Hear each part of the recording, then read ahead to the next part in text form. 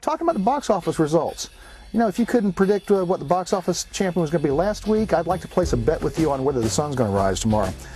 Pirates of the Caribbean, at world's end, or at wit's end, as some reviewers have sort of gotten, of course, blasted off to a great start. How can you not do it with that kind of background, with that kind of hype as Disney puts behind it?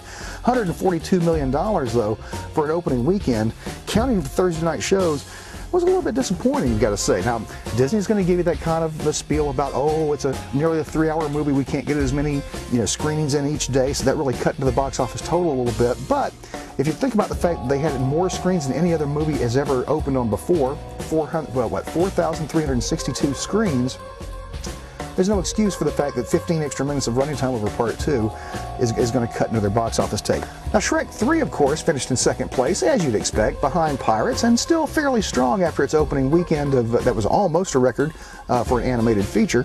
$69 million, though, that's almost a 60% drop-off. Spider-Man 3 held in there with $18 million in third place. Spidey's pretty much played out. It's not going to end up making the kind of money that Part 2 did.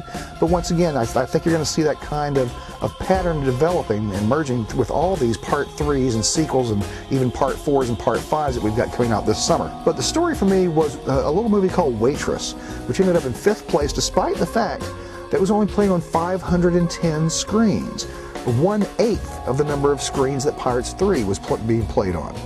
And this movie, this charming little movie, still pulled in about $4 million. I think you're going to see that thing roll out a little bit wider in the next few weeks. And I think we may have a little Miss Sunshine on our hands this year. And that's a quick look at your box office results from last week. I'm Steve Persall from the St. Petersburg Times. Have a good day.